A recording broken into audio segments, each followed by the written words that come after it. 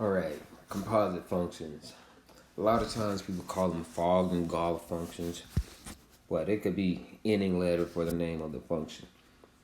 But basically, a composite function is just a function within a function. So it's kind of like let's look at these circles right here, right? Let's say we have this blue circle, and then we have another circle that's inside of it. This red circle. So the blue circle would be the outer circle, the red circle would be the input. So, and then you have some variable that is associated with both. And we just call that variable x.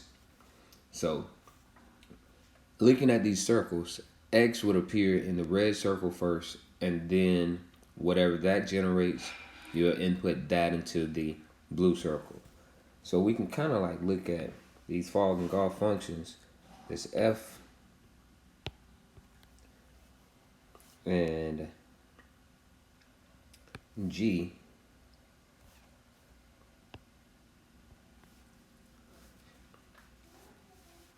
G would be the input function. That's what I call it anyway. And we're going to roll with that.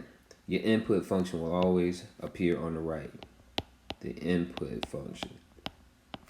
No matter what the layout is, the input will always appear on the right. If it's in this F composed with G format, or if it's in this format here, f of g of x, your input function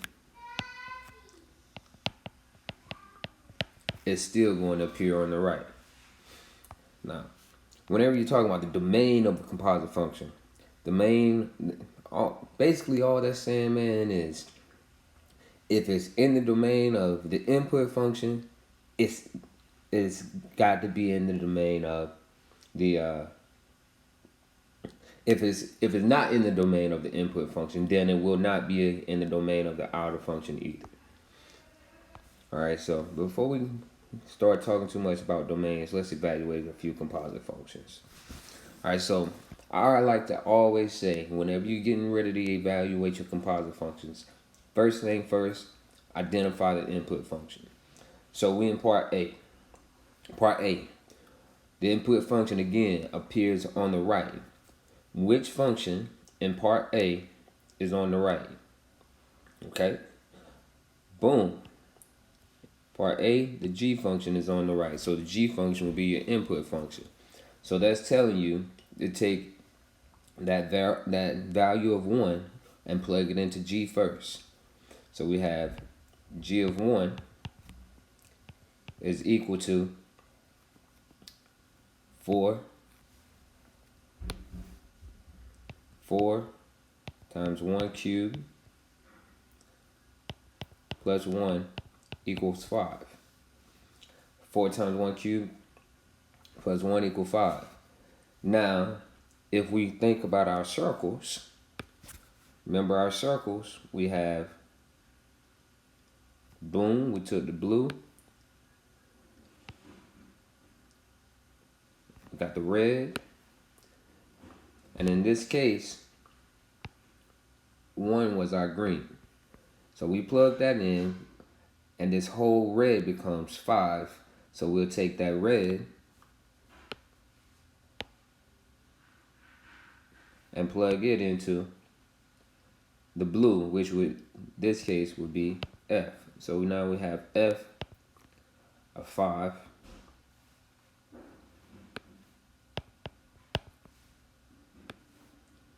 equals, go to the F function,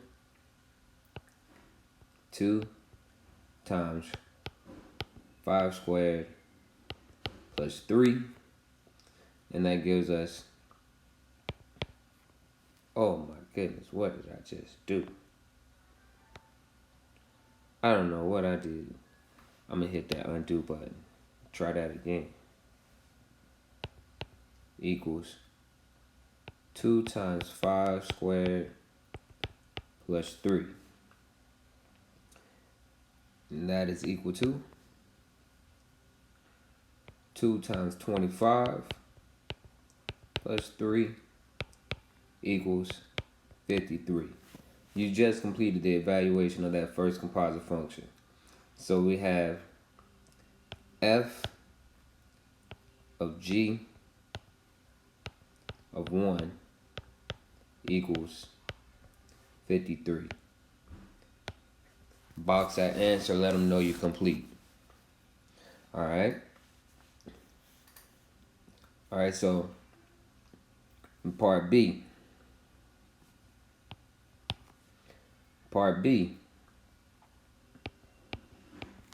you have g of f of 1. Alright, I pay attention to the details. Now, what is the input function for part B? Which function is on the right? The f. If you said the f, you own it, man. Alright, so we're gonna roll on. We're gonna take our value of 1 and plug it into the input function. So we have 2 times 1 squared plus 3. That's going to give us 5. All right. We'll take that 5 and we're going to plug that into the outer function. What is the outer function? That's right, g. All right, so we have g of 5 equals 4 times 5 cubed, go to the g function, plus 1. That leaves us with 4 times 125 plus 1 equals 501. Part C. All right, moving on to part C. Here's a change up. Oh, this is the first time we're seeing a function composed of itself. Like I said, hey, it doesn't matter what the letters are. Hey, but you have to make sure you're following the rules every time. All right, so what is your input function? The input function is f. Don't worry, don't change up the game. Keep rolling with it. Input function is f. You plug that value into the f function.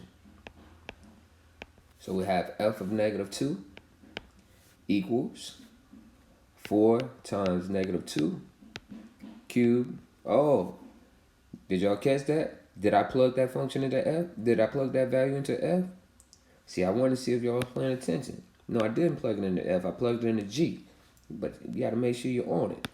Plug it into f. That is 2 times 2 squared plus 3. So we have that equals, that's 8 plus 3 gives us 11. Plug it in to the outer function, which is f, equals 2 times 11 squared plus 3, and gives us 2 times 121, that's 242, plus 3, 245. So f of negative 2 is equal to 245.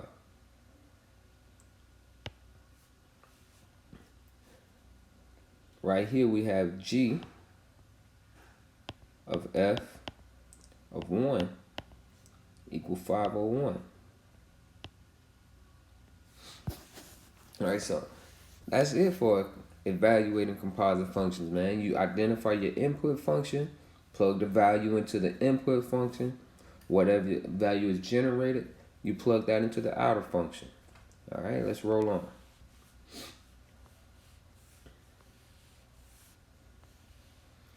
Now, finding the domain of a composite function. It's good to know a few things, right? So let me write a few quick little notes up here. All right. Note.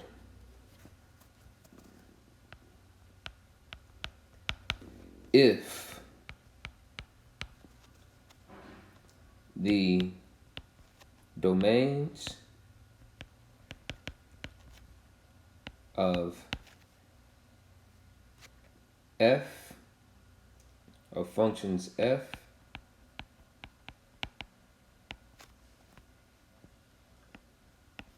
and g are all real numbers,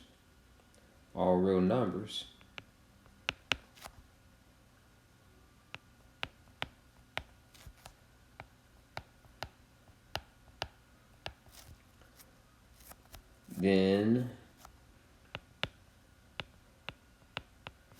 the domains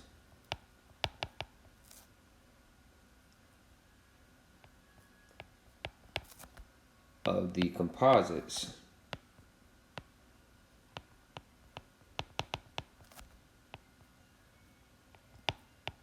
is also. Alright. So, and knowing that, man, that'll change the game for you. Alright, so let's look at this right here. We have the domain of f. The domain of f, this is how I'm going to notate domain of f. F is a quadratic function. Alright?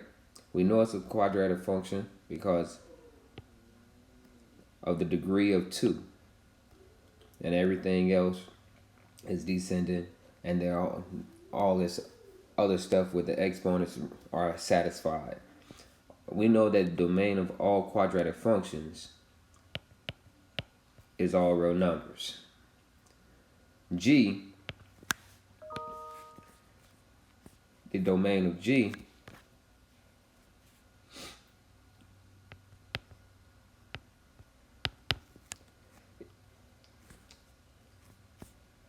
G is a linear function, and the domains of all linear functions is all real functions. So what you did, you just saved yourself a whole lot of time because you knew that little itty bitty note. So we'll go right up here to part A. Part A says find the domain of f of G. Domain of f of G says if the domains, look at the note we started with, if the domains of functions f and g are all real numbers, then the domains of the composites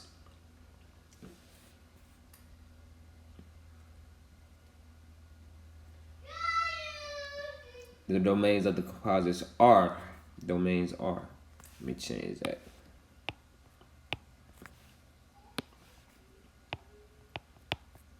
Also. Alright, so we know that the domains of f and g are all real numbers, so the domain of f of g is all real numbers, and the domain of g of f is all real numbers. Problem done, because you knew background information. If you know background information, you can save yourself a whole lot of time, a whole lot of headache.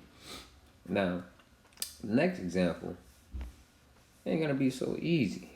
You gotta put in work. And like, whenever I'm finding domains of composite functions off bat, I go through and I make sure to find the domain of the input function. Alright, so it says find the domain of f of g. Which of these, in this particular example, which of these functions is the input function? Is it f or g? If you said f, you wasn't paying attention. You got to make sure you're talking about the function that's on the right. G is on the right, so that's your input function. Alright? Your input function. Alright, so now we're going to go ahead and find the domain of the input function. So we have g of x equals 2 over x plus 1. That right there is a rational function. With rational functions, let's do a quick little reminder, recap. Domain for rational functions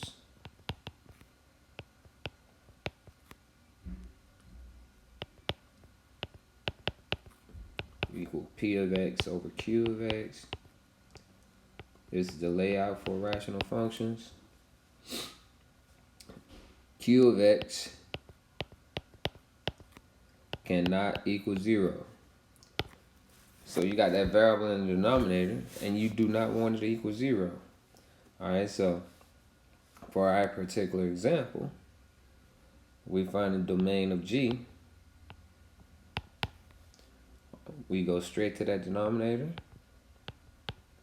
set it not equal to 0, and solve for X. X cannot equal -1. So that says domain is every real number except for -1. That's the domain of G. Now, we want to find the domain of f of g of x. So, we got a couple things we got to do. First thing first, we got to find out what is f of g of x. This is the first time that we have found a composite function without evaluating the composite function. So we have f of g of x. The input function is g. So we're going to take the input function of g,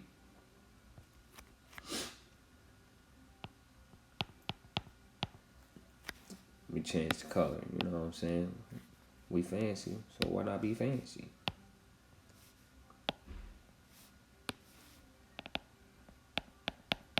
Alright, the input function of g. We're going to plug that into your outer function, wherever your input was. Your input variable is x. Alright, so the next thing we're going to do is write out the actual function. So we have equals 3 over 2. Function g is 2 over x plus 1 minus 5. Alright? Now let's just simplify this stuff a little bit. Alright? We have equals 3. We need a common denominator for the denominator. Alright? Don't worry about 3 so much right now. Alright, we have 2 over x plus 1 minus 5. If we get the common denominator for the denominator, it is understood that the denominator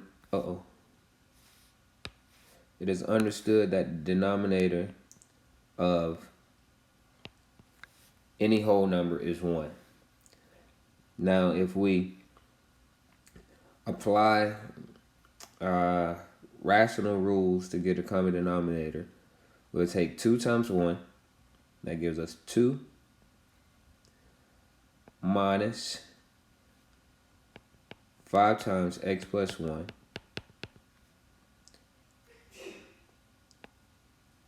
all over x plus 1 times 1.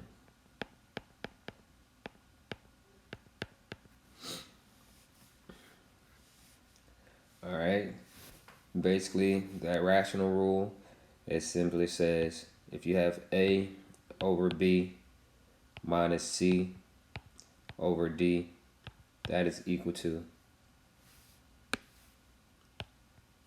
a times d. And that's what we did with 2 times 1 minus b times c all over b times d.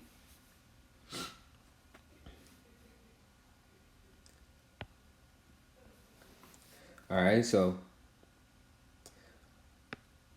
We cool with that? All right, moving forward. Let's simplify this a little bit. Equals 3 over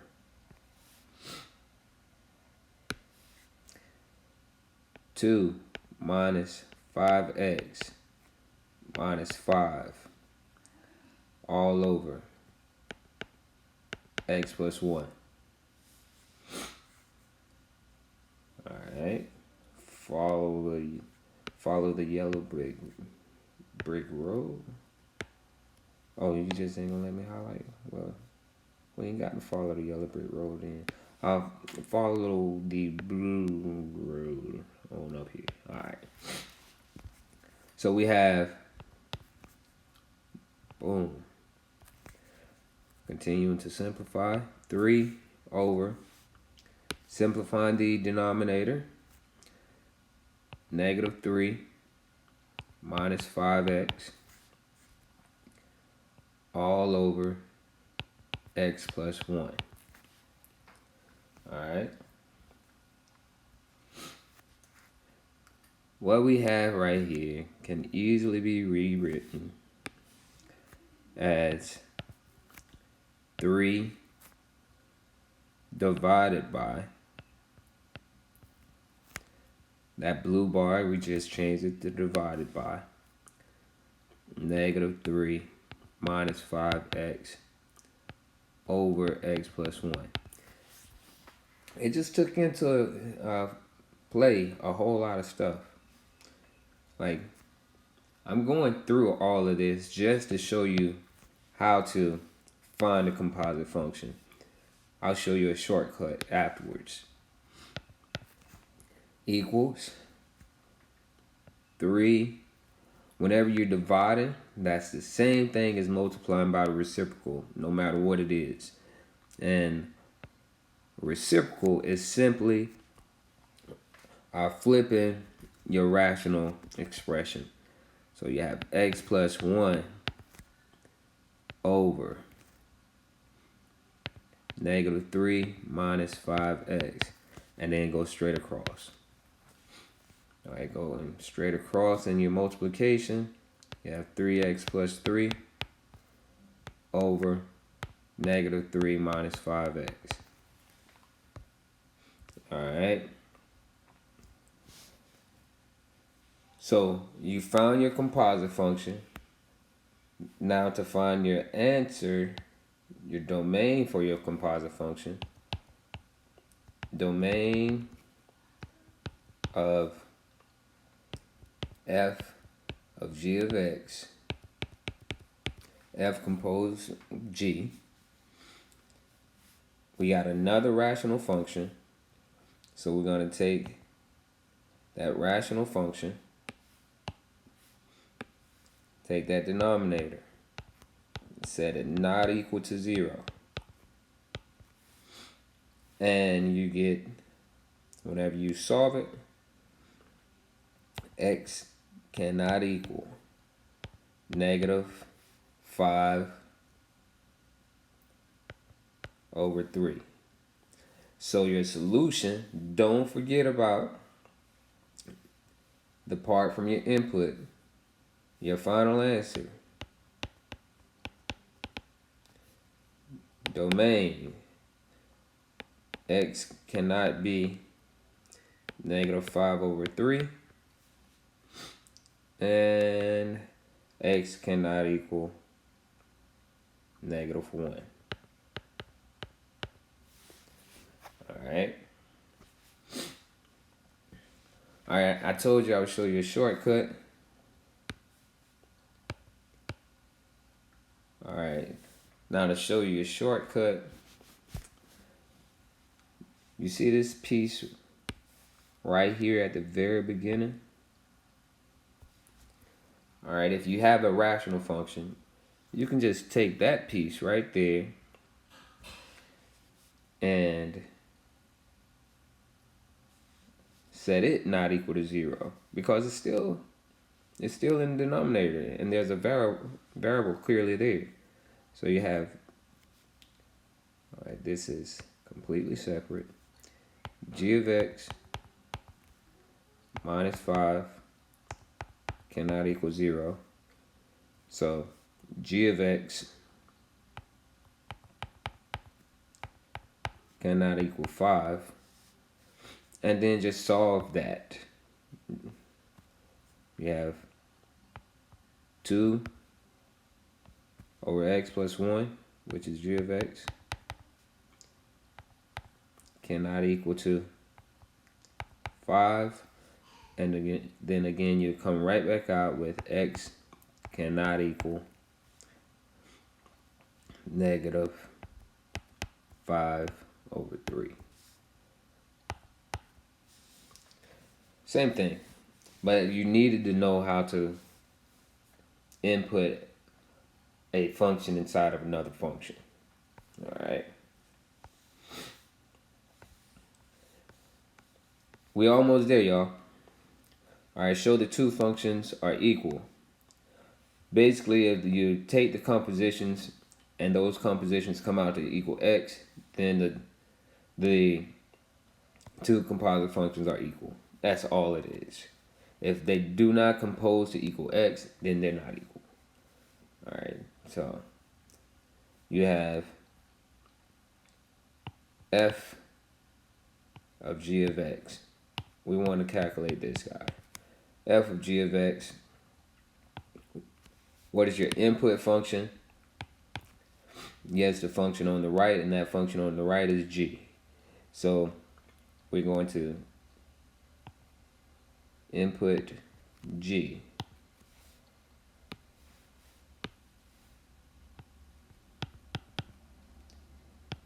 into f, and you go through and simplify. So you have negative 2 times negative 1/2 times x minus 1, boom, plus 1. All right. After simplification, you're going to slide on through there. Negative 2 times negative 1/2. Give it to me. Thank you. That would give us a positive 1. Positive 1 times x minus 1. Give it to me. Thank you. Plus 1 equals 1 times x. 1 times negative 1. Negative 1. 1 plus, and then that is already taken care of. You took care of your distribution property. You're like, wait a minute. Where he got all that speed from? Let's slow it down. So we have x minus 1 plus 1 equals x. So that's for the first. Now let's see if we get the same thing when we do g of f of x. So going through, now the input function is f. Thank you. All right. Why is it f? Because f is on the right hand side. Y'all are so intelligent. Keep it rolling. I'm loving it. So we have negative 1/2 times your input function, which is f of x minus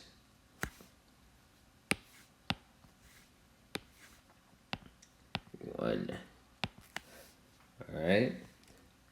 Equals negative 1/2 times f of x. That's negative 2x plus 1 minus 1 equals. We have negative 1/2. That's negative 2x. After simplification, you got negative 2x. And that is equal to negative 1/2 times negative 2 is 1x. And 1 times x equals x. We have the same things here and here. So therefore, these functions are equal. Let's keep it moving, man. Check that out. Game over. We finished this section 6.1. Again, you have any questions, need more clarity, replay the video, shoot me a message in the comments, shoot me an email. All right, I'm out.